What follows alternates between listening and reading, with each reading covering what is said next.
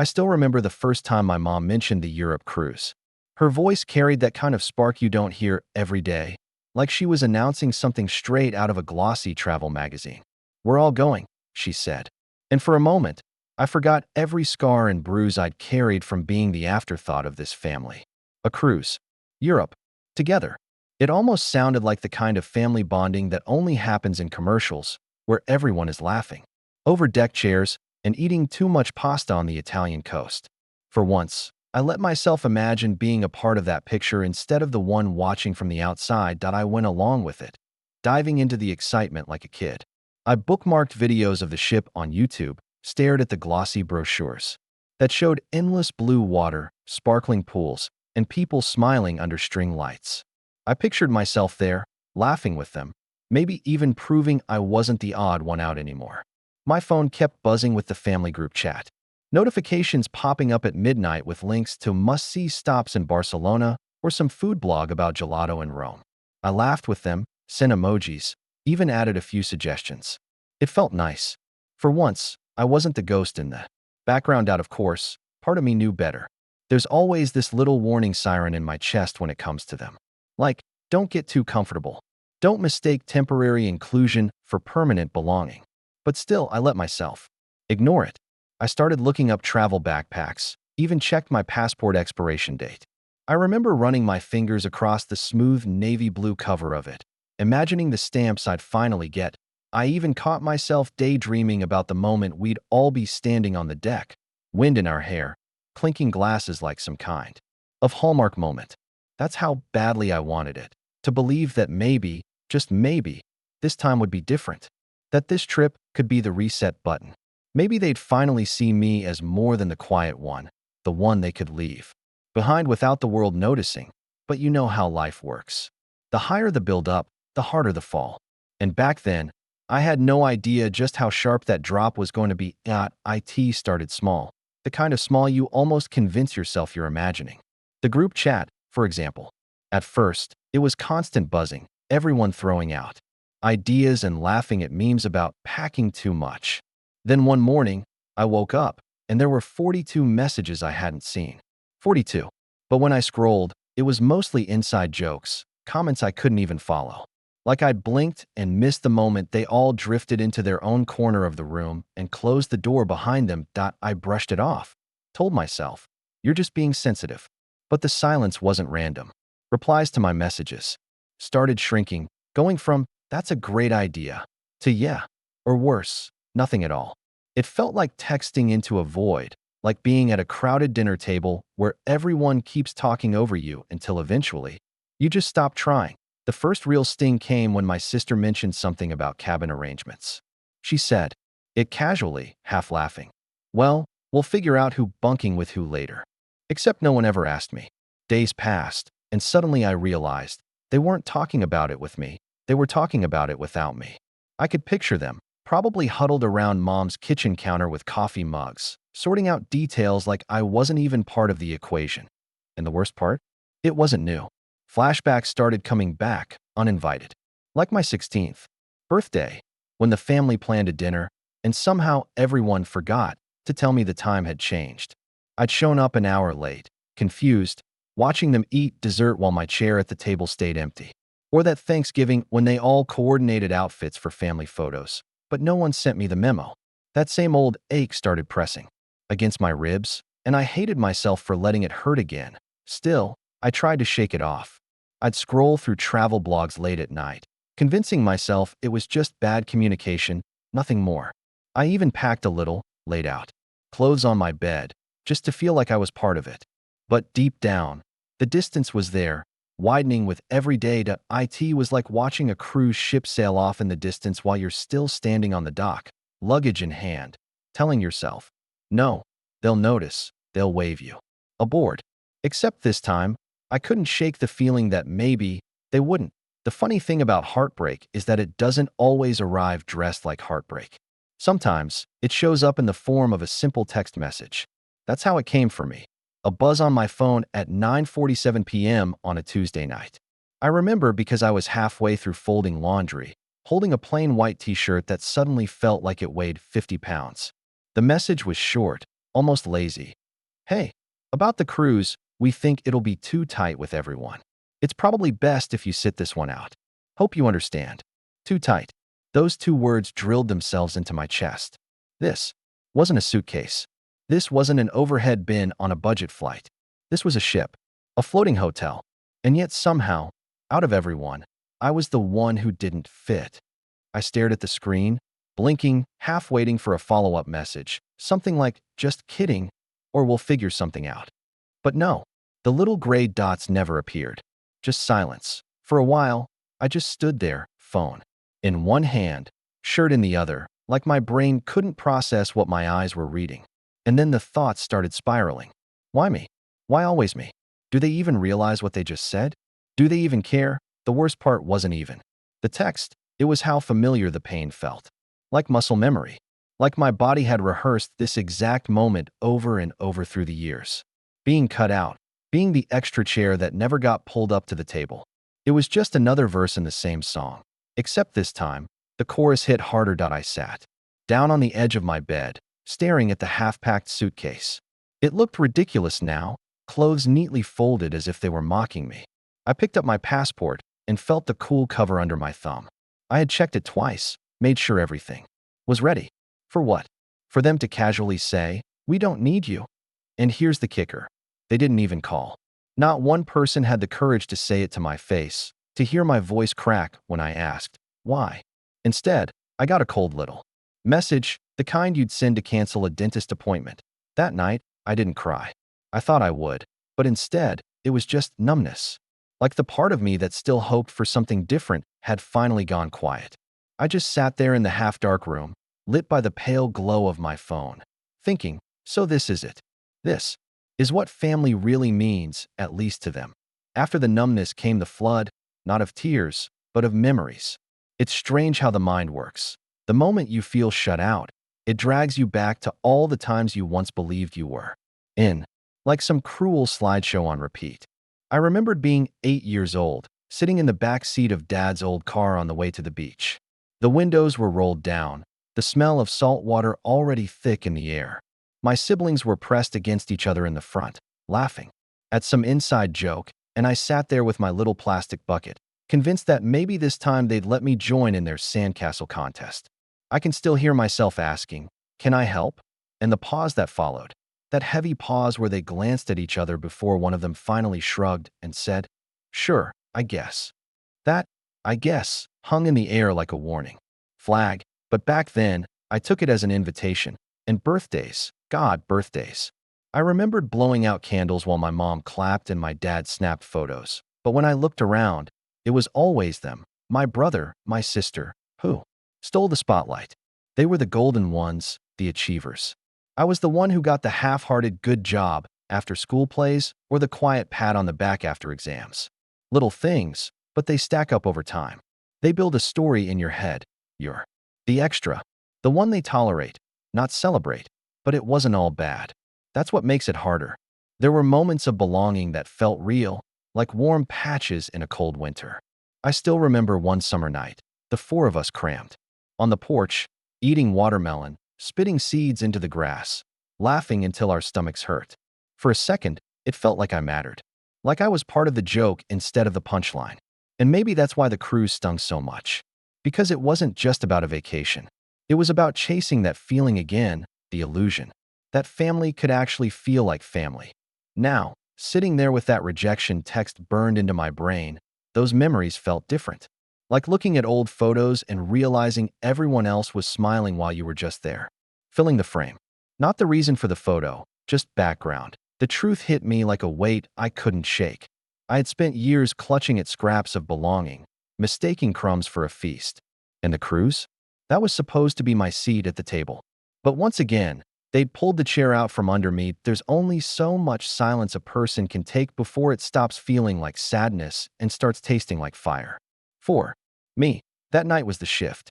I remember lying in bed, staring at the ceiling, replaying that message in my head over and over. Too tight. Sit this one out.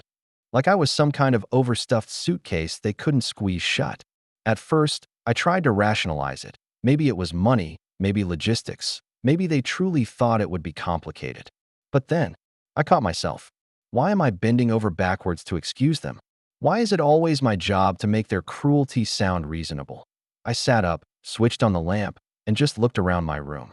My half-packed suitcase sat by the door like a reminder of how ready I'd been, how much I'd wanted this.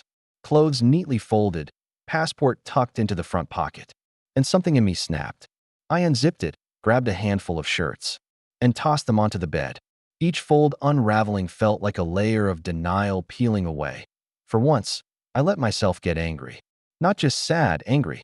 Angry at the years of being the afterthought.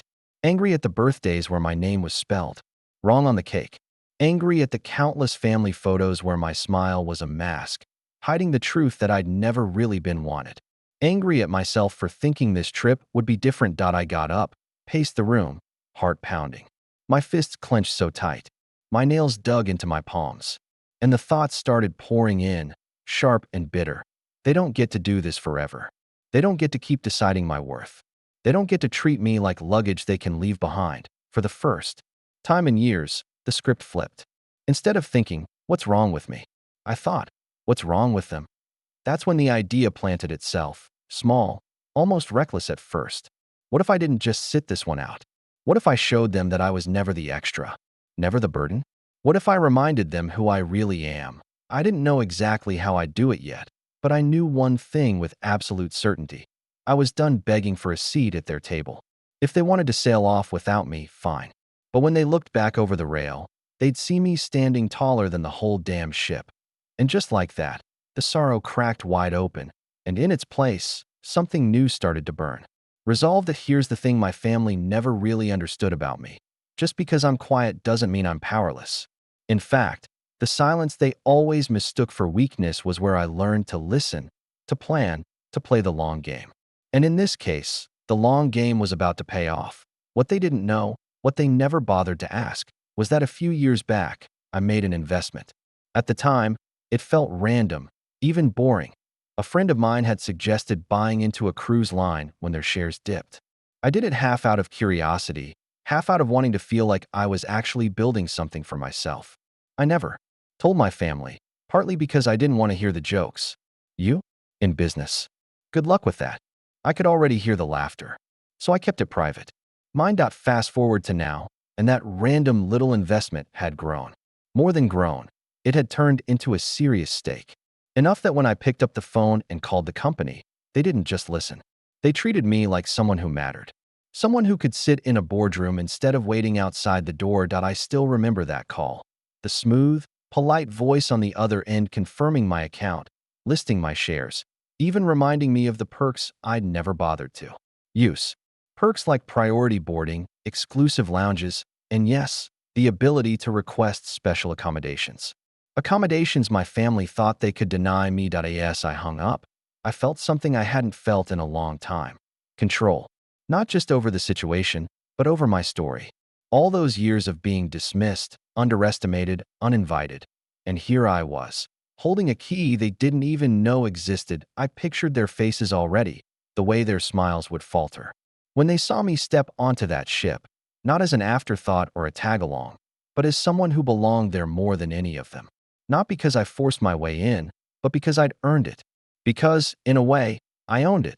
That night, I sat at my desk with the documents spread out in front of me, the faint glow of the lamp lighting the edges of the pages. My fingers traced the embossed logo of the cruise line, and for the first time in weeks, I smiled. Not the small, nervous smile I'd worn for years around them, but something sharper, stronger. They thought they'd left me behind. What they didn't realize was that I was already waiting for them at the top deck. The day the ship set sail, the air at the port buzzed with that mix of salt water and excitement. Kids tugging on their parents' hands, couples taking selfies, with the massive cruise liner looming behind them. My family was there too, all smiles, their luggage piled up like trophies. I watched them from a distance at first, the way they clustered together, pointing at the ship, their laughter carrying over the crowd. And for a split second, I felt that old tug, the ache of wanting to belong, to walk over and slide into their circle. But then I straightened my shoulders. No, this wasn't that story anymore. I handed my boarding pass to the attendant, who smiled a little too warmly, ushering me through the VIP lane. The carpet beneath my shoes was softer, the line shorter. I could already imagine my family standing in the regular queue, thinking they were on top of the world, never suspecting that I was already steps ahead of them. When I finally set foot on the ship, I felt it. The hum of the engines beneath my feet, the faint sway of the decks, the grandeur of it all. And as I made my way through the private lounge, sipping complimentary champagne, I couldn't help but smirk. Too tight, they'd said. Right. The ship was the size of a small city, and here I was, sitting in the part they didn't even know existed. The real moment came later that afternoon.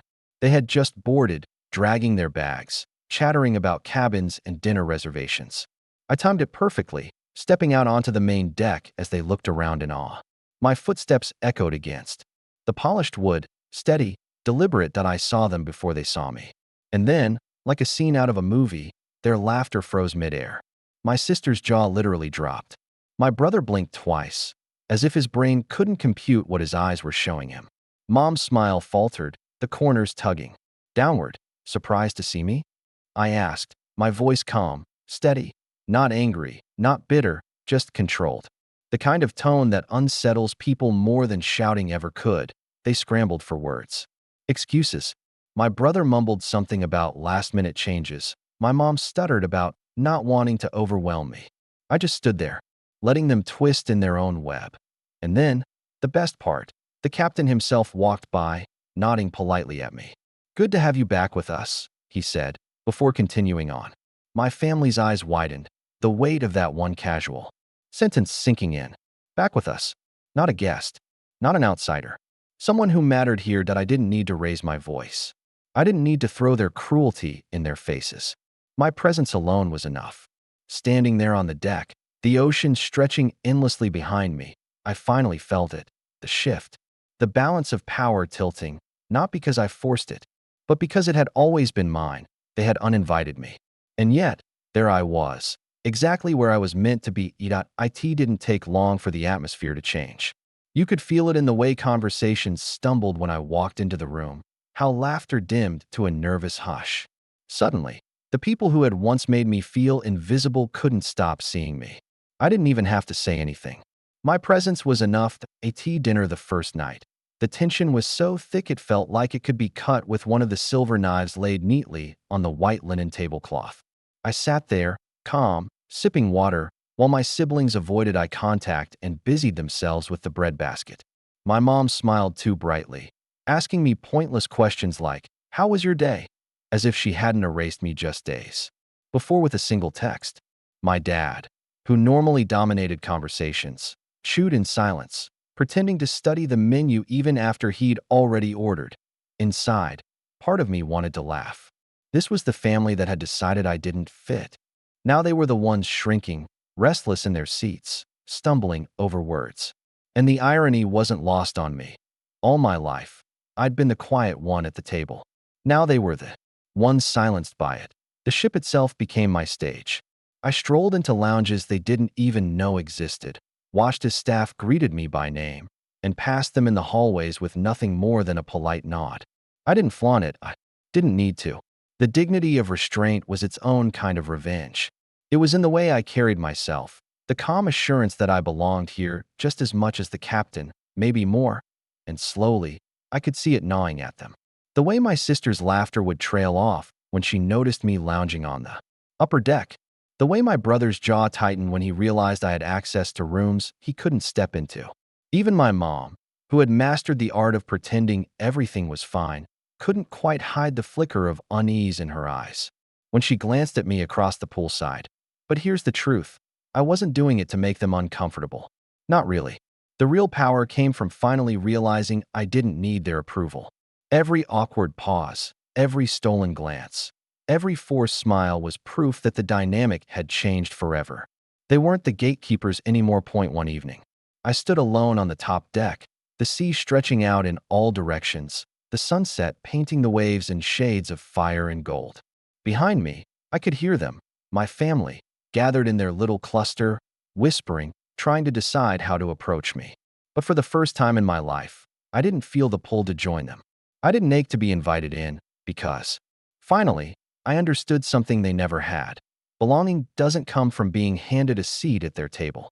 It comes from standing tall. Even when the table tries to push you out, the sea has this way of quieting everything inside you. Standing there at the railing, the wind brushing past my face, I realized how small my family really was in comparison to the horizon. The ocean didn't care who got invited or who got left behind. The waves kept moving, steady, endless. And for the first time in a long time, I wasn't thinking about them. I was thinking about me. I leaned forward, hands wrapped around the cold steel of the rail, watching the white foam trail behind the ship like a ribbon unraveling.